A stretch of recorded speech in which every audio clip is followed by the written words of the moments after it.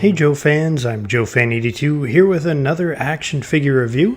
Today I'm looking at the G.I. Joe Club exclusive Tiger Force Hit and Run from the Final 12. Here he is in the package, and it's got that great 80s retro look to it in the G.I. Joe logo and the retro Hasbro logo down on the left. And the artwork is really nice. I really dig this Tiger Force Hit and Run look. What's interesting is if you'll look at his pants on the card art, they are a sort of a dark green and brown camo pattern, but if you look at the figure, it's a light green and light tan color. So I actually prefer the colors on the card art myself. And it says Tiger Force Light Infantryman, codenamed Hit and Run, and there he is in the bubble. And it's got the GIJoeClub.com exclusive logo on the top right. And here is the reverse of the card, and that same great artwork is there prominently on the top. It says G.I. Joe Club exclusive 8 of 12. That's right, I'm starting at number 8. And on the bottom we've got the file card.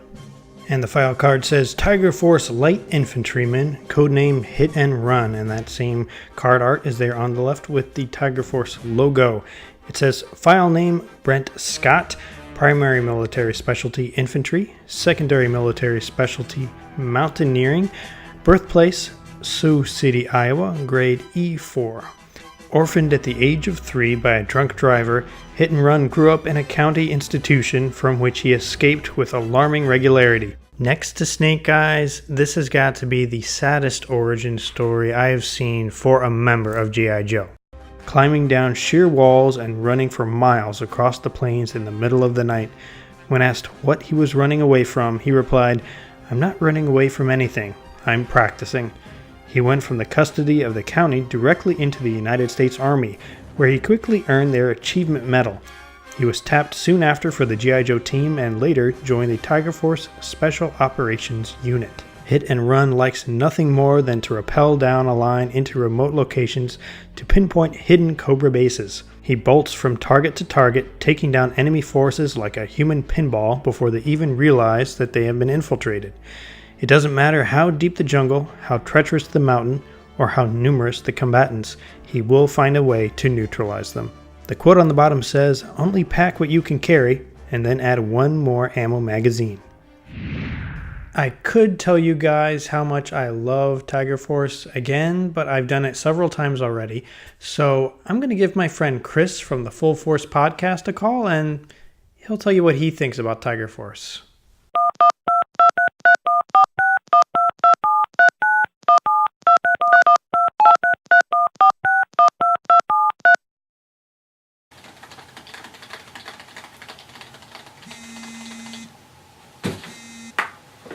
Hi there!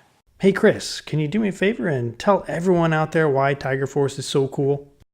Sure, JoeFan82, no problem.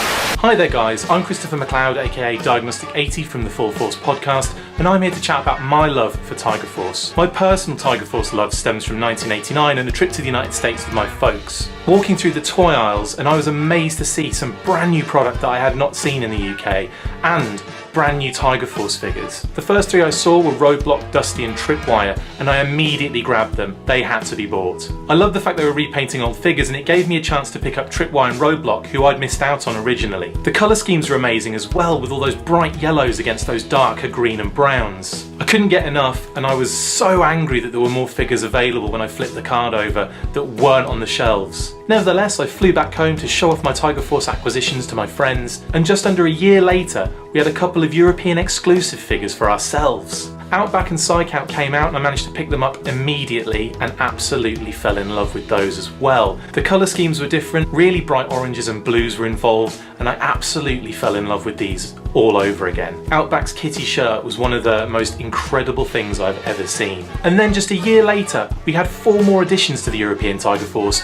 with Hit and Run, Tunnel Rat, Sneak Peek and Blizzard. This just helped nurture my love for Tiger Force overall and this tiny little subgroup we got in Europe and the UK. As you can tell, I'm a big fan of Tiger Force. I even cosplayed as Hit and Run at the last Assembly Required convention in 2018. I can't believe the club actually released Outback and Sneak Peek in the FSS4 and then completed the subgroup in the final 12, which JoeFan82 is reviewing today. It's a real shame the club's coming to an end because I'd have loved to see them do more UK homages, including maybe the Spirit and Mutt repaints we got in this country, but unfortunately that's not going to be the case. But at least we got these amazing figures in the final 12. That's me signing off, Chris McCleod, Diagnostic 80 of the Full Force podcast. You can check us out on Podbean, iTunes, Stitcher and YouTube. You can also find us on Facebook and Twitter, and of course myself, Diagnostic 80 on Instagram, and Diagnostic 80's Reviews YouTube channel. Check all of that stuff out. Please sub, please like, please enjoy, and I'll speak to you very soon. Full Tiger Force.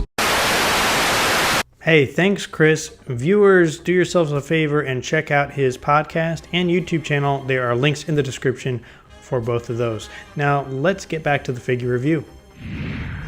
And here he is out of the package. He is looking pretty darn good. He's got a great Tiger Force motif going on with his helmet and his parachute backpack with the straps all going around. Those are really the only parts of his uniform that are carrying the Tiger Force look to them. He's got some great face paint on, simulating those Tiger Force stripes. He's even got a 5 o'clock shadow on his face there. He's wearing a baby blue button-up shirt with some tactical stuff going on the front, some black gloves, some light camo pants that I mentioned earlier, some really nice detail molded onto his pants, some brown knee pads, a knife on the bottom of his right leg and a small pistol on his left thigh, and some black boots. And this version of Hit and Run is based on the vintage European exclusive that Chris told us about earlier. They did a great job of replicating that vintage look for the modern figure. Here he is next to the 50th anniversary version of Hit and Run, the only other version that I have to compare him to, and they look very similar but also different, and one of the major differences is in the helmet. On the 50th anniversary version, his goggles are a completely separate piece that are extremely loose and will fall off if you look at them the wrong way, and they definitely will not fit on his face. So I said in my review of this figure that I would rather just have these molded onto the helmet. Now for the Tiger Force version, they are still too big for his head. However, they have a much thicker strap, especially in the back, and there is actually a molded in piece on the inside of the goggles and on the outside of the helmet where these will actually kind of snap into place, and it makes them much sturdier. They won't fall off nearly as easy, so that is a huge improvement. Something else to note is the hairline on this figure. So on the right you see the 50th anniversary where it is a painted on hair, which I'm not a huge fan of, but at least the hairline is relatively normal. However, looking at the new Tiger Force version, you can see his hairline goes way back here and just doesn't look quite right. So I'd prefer if they just skipped the hair altogether and left him bald. Let's talk accessories, and he comes with a bunch. First is the helmet. It's orange. It's bright, it's got the Tiger Force stripes, it's fantastic. He comes with this really small pistol that fits right here on the front. The orange web gear I already mentioned, but it's worth a closer look. Look at the stripes on that backpack. A nicely sculpted rifle. Another backpack which fits perfectly on top of his existing parachute there. Really nice sculpt, and I'm a huge fan of that. It looks great. A solid green pick for when he's climbing those mountains. A solid green grapple hook with a string attached, and it looks really nice. I can definitely see him using this when he's trying to sneak into some enemy territory. Another small removable pistol that goes onto his left thigh. A nicely sculpted green and gray knife which goes securely onto his bottom right leg. So I'm going to be a little bit biased with this figure because he is Tiger Force. He does get a few extra points. He does have a few strikes against him with his hair line there. The fact that the hair is painted on and not molded on, which we saw in the previous version of this character. He comes with a lot of accessories, so he gets those points back. A really nice figure overall. Despite a few drawbacks, he's still worth getting, and he looks great next to my only other modern Tiger Force figure right now is Sneak Peek, and these two will be joined soon enough by the rest of the Tiger Force figures from the final 12. Alright, it's time to share some collection photos, and this time we have some from Little Wookie. You can see his Twitter handle down below, and he has a collection of Snake Eyes, who is his favorite G.I. Joe. That's something we have in common, and he collects mostly modern figures, but he still has his original Snake Eyes figure from when he was a kid.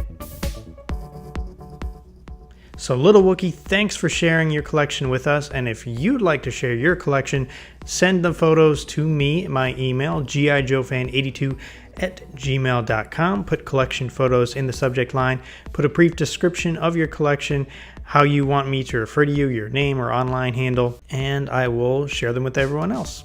I'd like to give one last thank you to Christopher McCleod, aka Diagnostic80, from the Full Force podcast and the Diagnostic 80 YouTube channel. Thanks for being on here. Make sure you go and check him out. That's going to wrap up this video, guys. Thanks for watching, and I'll see you next time.